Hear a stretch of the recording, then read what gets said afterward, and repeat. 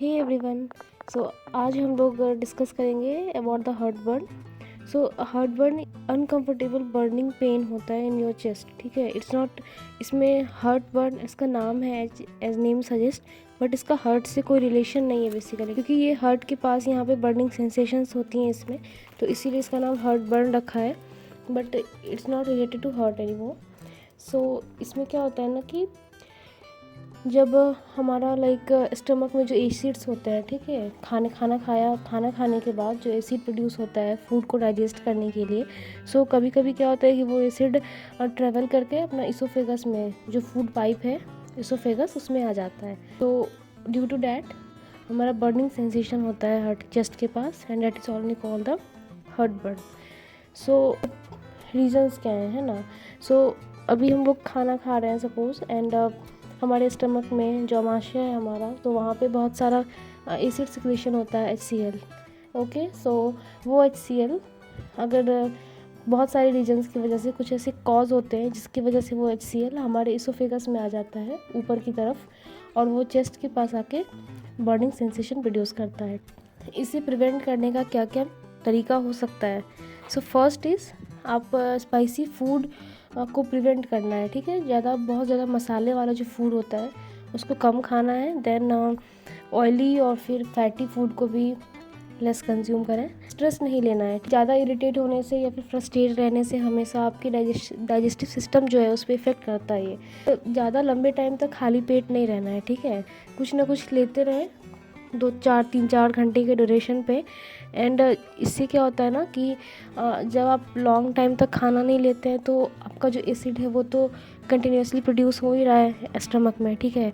सो अब फूड नहीं मिलने के कारण फिर वो एसिड आपके स्टमक वॉल्स पे जाके इफ़ेक्ट करेगा, ठीक है। वहाँ पे अल्सर्स क्रिएट कर सकता है, date can cause the harm, है ना।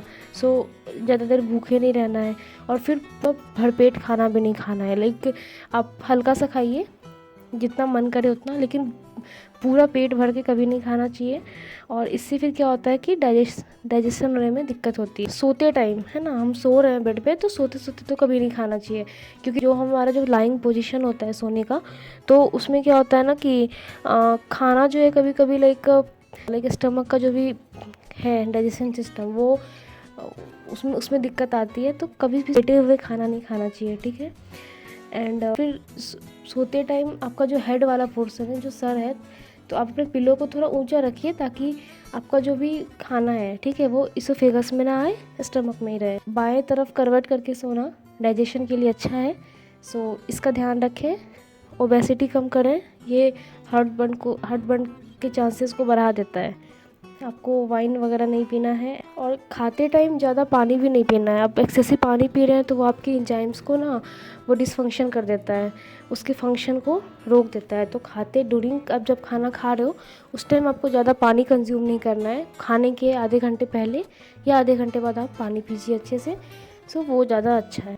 खाना को अच्छे से प्रॉपर चबाना है ना। आप जल्दी जल्दी में ऑफिस जा रहे हैं, कहीं आप वर्क पे जा रहे हैं, तो आपने बहुत जल्दी जल्दी खाना लिया, वो प्रॉपर च्यू ही नहीं हुआ उसमें, और फिर वो ऐसे ही चला गया, तो ये चीज़ फिर डाइजेशन में दिक्कत करती है। सो खाना को प्रॉपर चबाना है और फिर खाना है। और फिर खाते टाइम ज़्यादा बात भी नहीं करनी है। खाते टाइम बहुत हमारी आदत होती है कि हम लोग बहुत खाते टाइम ही बात करते हैं बेसिकली, क्योंकि हमारे पास टाइम नहीं होता है, इतना बिजी शेड्यूल होता है।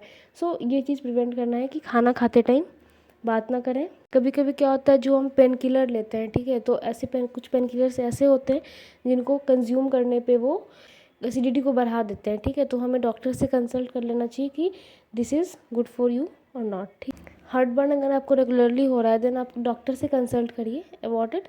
डॉक्टर आपको प्रॉपर डायग्नोस करके प्रिस्क्राइब करेंगे सब कुछ। और फिर वॉक करिए खाने के जस्ट बाद। रेस्ट, सोना नहीं है, ठीक है। खाने के जस्ट बाद 15-20 मिनट, हाफ एन आवर आपको वॉक करना है। That is the best thing, ठीक है, जो कि आपके डाइजेशन को और अच्छा बनाएगा। This was all about the heartburn. In the next video we will discuss another topic. Thank you.